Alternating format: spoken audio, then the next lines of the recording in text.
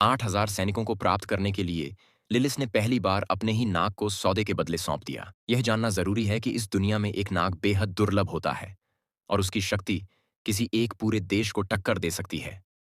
संगीत। लेकिन लिलिस ने उसे दासों के स्वामी के हवाले कर दिया। बदले में उस दास स्वामी ने सत्ता का प्रतीक, कमांड की छड़ी लिलिस को सौंप दी, जिससे वह सैनिकों की नई स्वामिनी बन गई।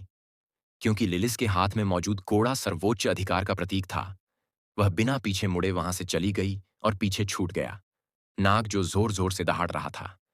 फिर लिलिस ने पूरी तरह प्रशिक्षित सैनिकों की ओर देखा, संगीत प्रतीक को ऊंचा उठाया और आदेश देना शुरू किया।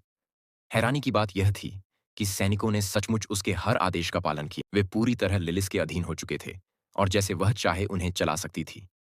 संगीत। इसी दौरान नाग खुद को आजाद करने की कोशिश करता रहा और गुस्से में पंख फड़फड़ाता रहा। इससे दासों का स्वामी क्रोधित हो गया। उसने लिलिस को ऐसी भाषा में गालियां दीं जो उसे लगा कि लिलिस नहीं समझ पाएगी, और यह कहते हुए नाग को अपशब्द कहने लगा कि यह अभागा जानवर बिल्कुल भी आज्ञाकारी नहीं है। यह सुनकर वहां मौजूद सभी लोग सन्न रह गए, क्योंकि किसी ने नहीं सोचा था कि लिलिस उसकी बात समझ रहे। दास स्वामी वहीं जमकर खड़ा रह गया। संगीत। असल में लिलिस वालेरियन भाषा समझती थी। शांत स्वर में उसने कहा कि वह टारगेरियन वंश की राजकुमारी है, तूफान से जन्मी, और वालेरियन उसकी मां की भाषा है।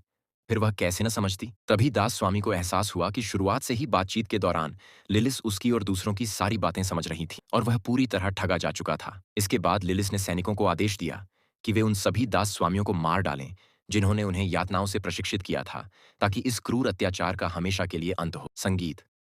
आदेश मिलते ही सैनिकों ने अपने भाले दास स्वामियों के दिलों में दास स्वामी घबराने लगा, क्योंकि 1 मिनट पहले तक वही मालिक था, और अगले ही पल संगीत नाग ने नीचे भयानक आग उगली और उसे जिंदा जला दिया। सैनिकों ने दास मालिकों का कत्लेआम शुरू कर दिया और पूरा मैदान आग की लपटों से भर गया। संगीत। कुछ ही समय में वहां मौजूद सभी दास स्वामी जली हुई लाशों में बदल चुके थे। लिलिस सैनिकों के बीच खड़ी हुई और दिल से बोली कि उसे पता है उन्होंने पूरी जिंदगी अत्याचार सहे हैं।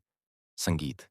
लेकिन अब वे आजाद हैं और वह उन्हें अनुमति देती है कि वे जहां चाहें जाएं और जैसा जीवन चाहें। लिलिस के बोलते ही एक सैनिक ने अपना भाला उठा लिया और फिर बाकी सभी सैनिकों ने भी वैसा ही किया। हैरानी की बात यह थी कि संगीत उनमें से एक भी वहां से नहीं गया। सभी सैनिकों ने लिलिस के प्रति निष्ठा की शपथ ले ली।